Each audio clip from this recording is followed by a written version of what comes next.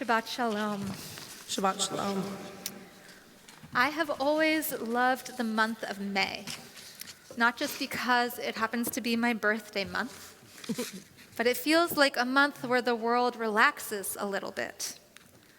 School winds down, the temperature tends to get a little bit warmer, and we start to get excited for the summer. And synagogues follow a similar schedule. Religious school ends, programming slows. We'll have the confirmation service 2 weeks from now, which will feature our incredible 12th grade. I really encourage all of you to come. And then, if you happen to be a regular service attender, you might notice that services gradually get a little bit smaller. Communities members go on vacation, and rabbis and cantors also go on vacation. A couple of you have pointed out over the last few weeks that sometimes it feels like Reformed Jews decide to take the summer off from Judaism. Of course, this isn't true. Our doors will still be open. We will still host services every Friday night and Torah study every Saturday morning.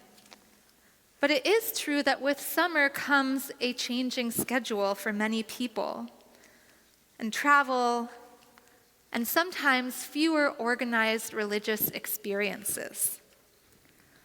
But my hope is that this summer, for all of us, will be a summer full of religious experiences. Now, I know that many of you might not really consider yourselves religious, even though you're sitting in temple on a Friday night or listening to a sermon. But what I mean by a summer full of religious experiences is a summer full of slow moments, with time for attention, time for wonder, and time for awe. Time where we don't wait to be in a synagogue or near a member of clergy to do something Jewish, but instead find ways to organically weave Judaism into our lives, lending its wisdom to moments where we might feel like we need it the most. Barbara Brown Taylor, who's an American priest and academic, wrote about her life journey towards finding God, not just in a church, but also in her everyday. She wrote about God in the Torah and in the New Testament, and she said, "Whoever wrote this stuff believed that people could learn as much about the ways of God from paying attention to the world as they could from paying attention to Scripture." She said, "This is wonderful news. I love that I don't have to choose between the Sermon on the Mount and the magnolia trees. God can come to me by a still pool on the big island of Hawaii, as well as at the altar of the Washington National Cathedral." She said, "The house of God stretches from one corner of the universe to the other." The house of God stretches from one corner of the universe to the other. We all have such different ideas about God, and some of us like the God word more than others. I often think of God less as an all-powerful being and more as a label that we stick on moments and interactions and places that are suffused with meaning and mystery and beauty. The moments and places where words fail to capture the extraordinariness of life. These moments can be as small as the sunlight streaming in through our windows in the morning, and as big as a wedding or a waterfall or the birth of a new child.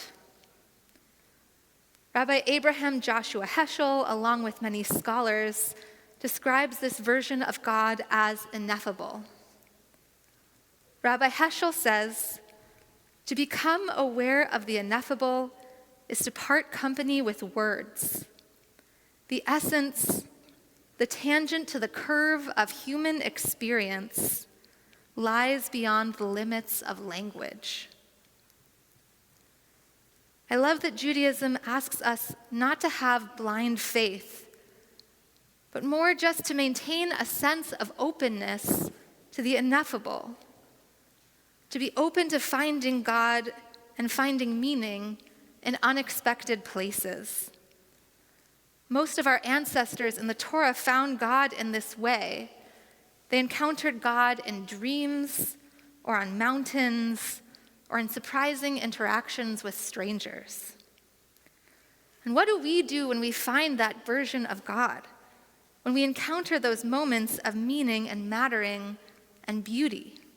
And we want to slow down and we want to proclaim, it's here. Something very important is happening here and now. Our words often fail us in these moments, so we use Jewish ritual. And yes, I'm hoping that this summer, you will each find ways to pepper Jewish ritual into your day-to-day or week-to-week. I hope you'll take it with you. I hope you won't wait for any rabbi to show up. And I hope you won't worry if you're getting the words right. What's so helpful about carrying around these thousands-year-old traditions is that we've come up with little formulas and seemingly magical words that help us extract moreness from mundane moments. They help us elevate experiences and slow down time and softly brush up against a feeling of divinity. There are many ways to do this, and I believe that one of the greatest gifts of being a Reformed Jew is getting to find creative ways to incorporate Jewish ritual into our lives. So this summer, if you find yourself at a restaurant on a Friday night, I hope that you'll grab an extra candle off of the neighboring table. The waiters will not mind. And I hope you'll say the blessing over the candles, whether you're in Spain or Mill Valley or even the Anaheim Olive Garden. I hope you'll pack a Havdalah candle in your backpack and pull it out on Saturday evenings on a hike or at the beach or in your own backyards.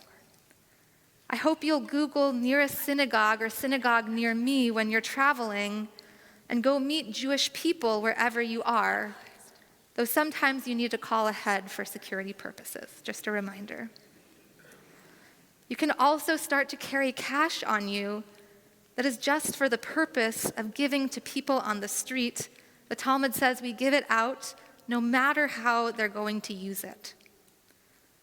You can attempt to say 100 blessings a day, and you can make them up as you go along. And if you're in a particularly creative mood, you can even retrofit one of our oldest Kabbalistic rituals and go outside and jump and try to touch the moon. Taking the initiative to lead these rituals for your friends or your family or even just yourself can feel clunky and somewhat cringy at first. But I found that when we soldier on through that awkwardness, we find connection, we find meaning, we find that feeling of moreness on the other side. As Isaiah's been telling us throughout this service, if we're looking for God, don't just look in this sanctuary. Look to the rocks and quarries. Look to the earth and sky. Look to the trees and pools and the mountains. And look and find the divinity in one another. Shabbat shalom. Shabbat shalom.